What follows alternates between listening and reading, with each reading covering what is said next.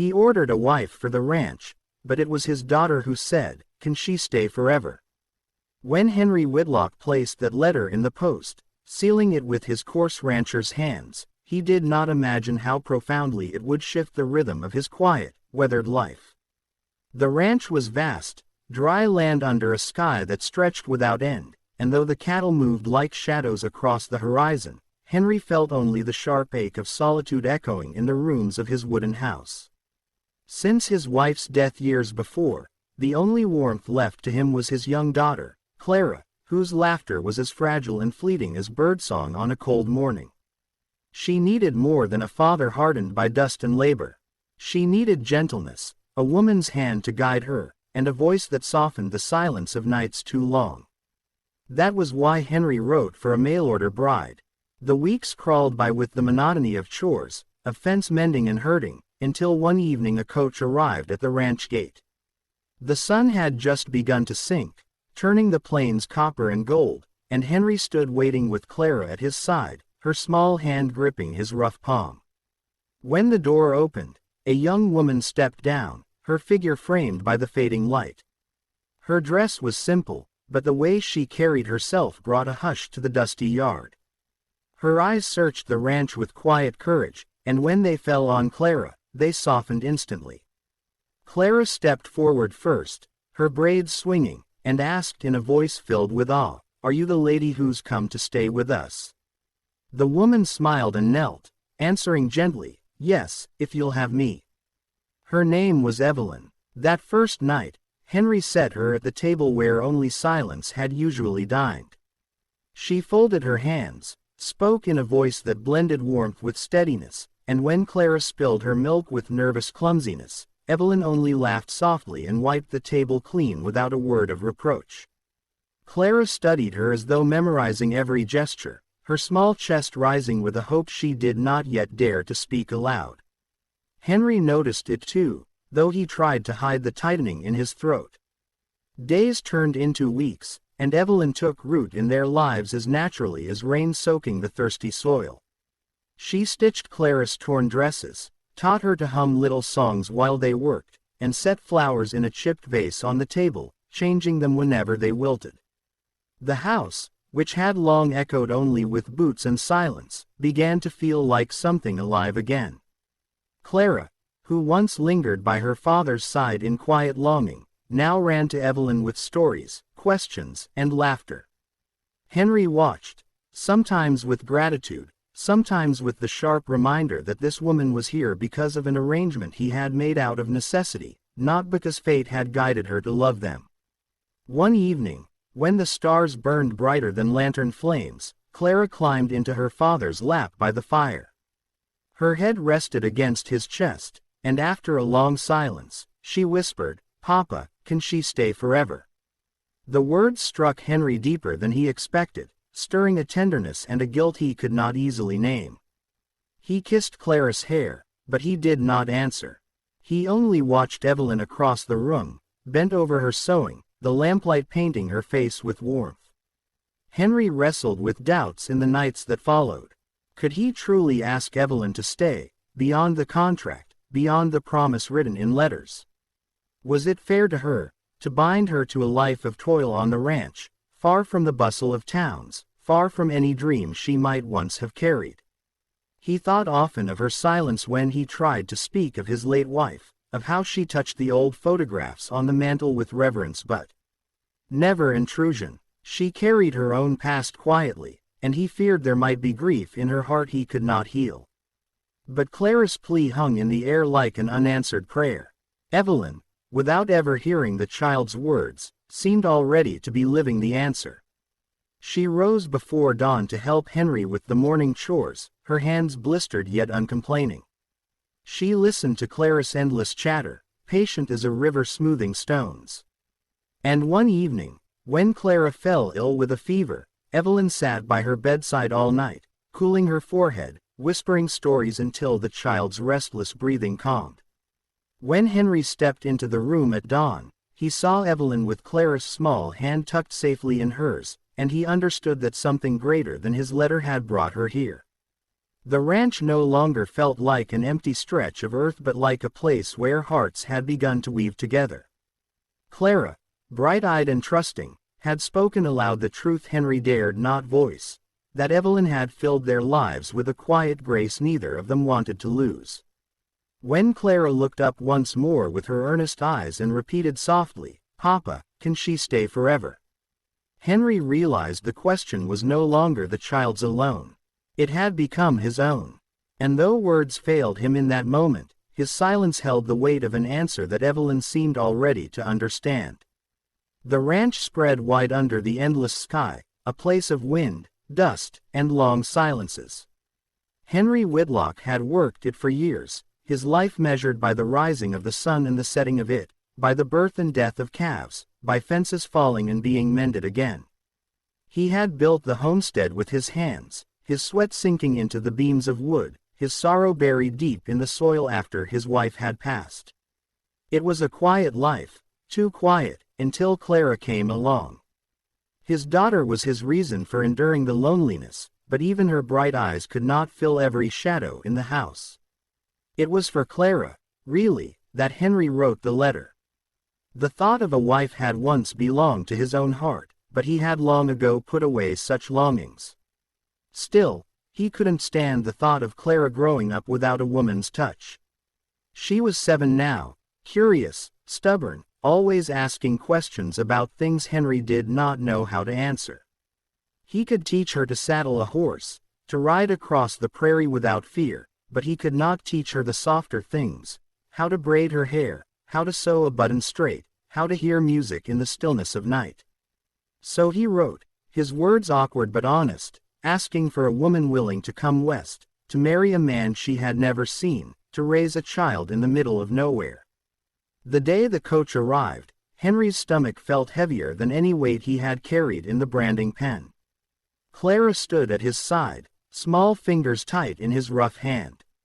When the coach door opened and Evelyn stepped down, Henry almost doubted she was real.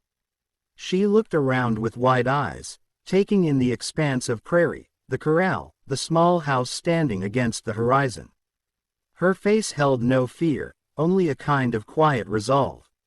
She carried a single trunk, worn but sturdy, and when she set her eyes on Clara, they softened as if a hidden light had been lit. Clara, who usually hid behind Henry's legs when meeting strangers, did the opposite. She stepped forward eagerly, tilting her face up. "Are you the lady who's come to stay with us?" she asked. Evelyn knelt, her dress sweeping the dust. "Yes," she said gently, "if you'll have me." Something in Clara's face broke open then, like a droughted field touched by rain. Henry felt it too, though he said nothing. He carried Evelyn's trunk inside, his throat tight, as though words might betray more than he wanted known. That night, for the first time in years, the dinner table was full. Evelyn's presence was not loud or commanding, but steady.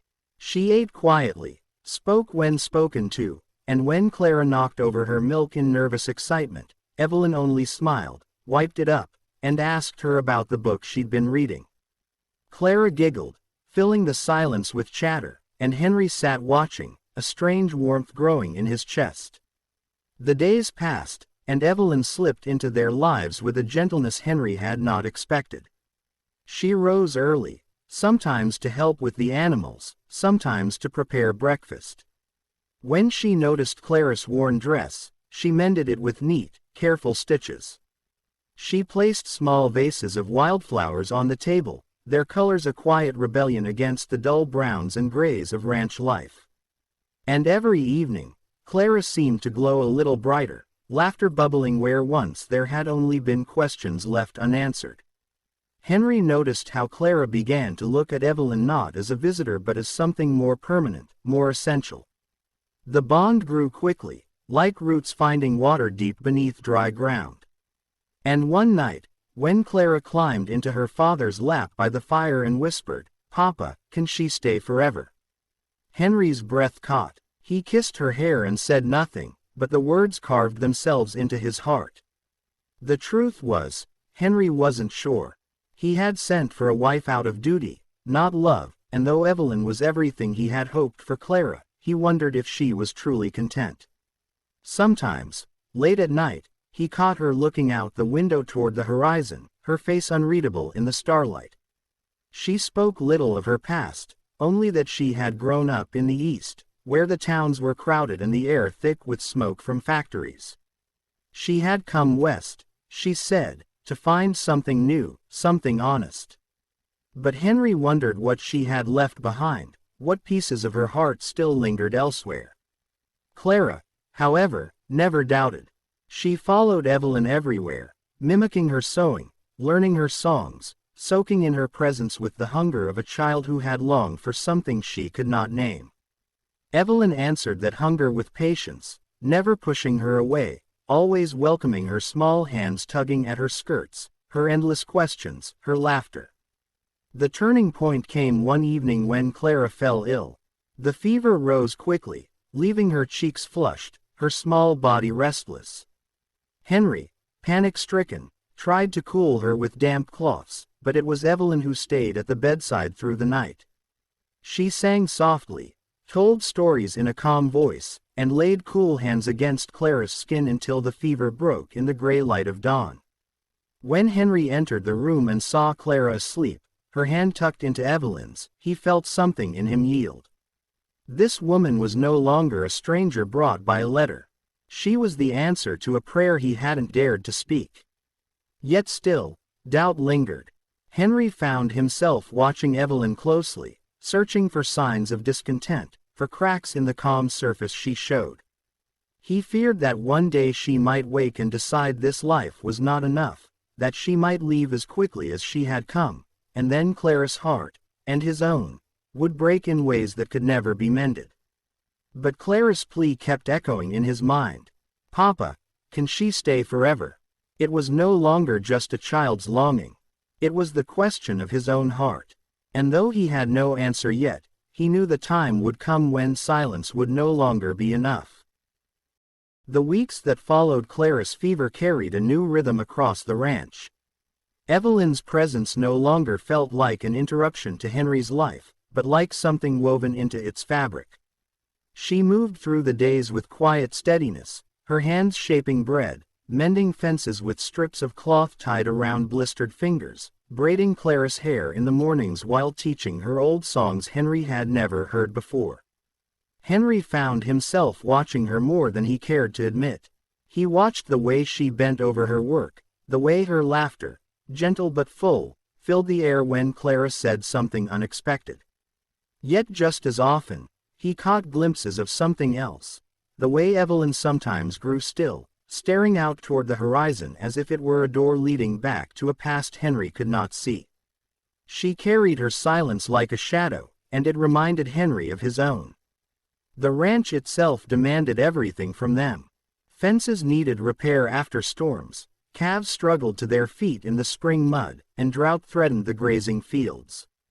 Evelyn worked as though she had been born to it, though Henry knew she had not.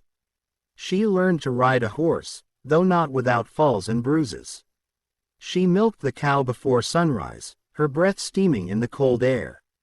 And through it all, Clara stayed close to her side, wide-eyed, eager to learn. One evening, after a long day of labor, Henry found Evelyn on the porch with Clara asleep against her shoulder. The stars had risen, sharp and clear against the dark. Evelyn rocked gently, humming a tune that sounded like something from another world. Henry stood for a moment, unsure whether to interrupt, but Evelyn looked up, her eyes meeting his in the lantern light. "She's a remarkable child," she said softly. "Strong, fierce. She has your determination." Henry's throat tightened. "She has her mother's spirit," he said. "And she's been needing someone like you." Evelyn looked down at Clara's sleeping face, brushing a strand of hair from her cheek. "And what about you, Henry? What do you need?" The question caught him off guard. He swallowed hard, staring at the dark horizon.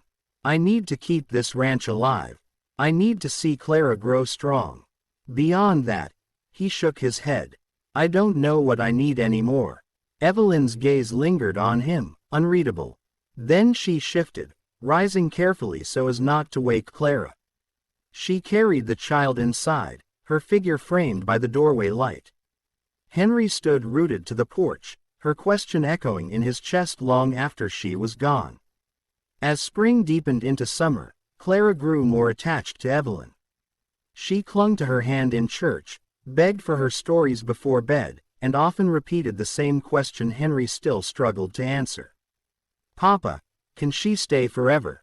Sometimes she said it in front of Evelyn, her eyes wide with hope, and Evelyn would only smile faintly, smoothing Clara's hair, as though she herself were afraid to voice the answer. One day, a letter arrived. The handwriting on the envelope was unfamiliar, neat and sharp. Henry handed it to Evelyn, who opened it with trembling hands. As she read, her face changed, first surprise, then sorrow, then something Henry could not name. She folded the paper carefully and slipped it back into the envelope, but Henry had already seen the way her eyes glistened. "Bad news?" he asked cautiously. Evelyn hesitated, then shook her head. "Just news from back east." She offered no more, and Henry did not press, though the silence gnawed at him. That night, Evelyn was quieter than usual. She tucked Clara into bed with a kiss, then lingered by the window long after the lamps were blown out. Henry lay awake, listening to the silence between them, a silence heavier than any words. The following weeks carried a tension Henry could not shake. Evelyn still worked beside him, still cared for Clara with unwavering tenderness, but there was a distance now, a faint wall he could not see through. Henry wondered if the letter had called her heart back to a world far from the ranch, a world she might never fully leave behind. Then came the storm. It swept across the plains without warning, black clouds rolling like mountains of smoke, winds tearing at the fences. Henry rushed into the fields, shouting to drive the cattle to shelter. Evelyn, without hesitation, gathered Clara and ran to the barn, helping secure the doors against the howling wind. Rain fell in torrents, drenching them all, and thunder cracked so loud it shook the earth beneath their feet. Through the chaos, Henry caught sight of Clara slipping from Evelyn's grasp, running toward the corral in fear for the horse she loved most. "Clara!" Henry roared, but the wind stole his voice.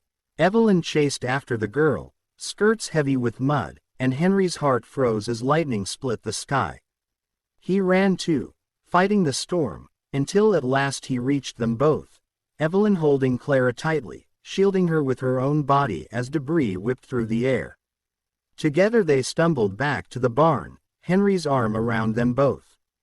Inside, safe at last, Henry saw Evelyn trembling, not with fear for herself but with relief that Clara was unharmed. The girl clung to her, sobbing into her dress, and Evelyn whispered, "You're safe, darling, you're safe." Henry stood watching, chest heaving, and in that moment he understood the truth he had been avoiding.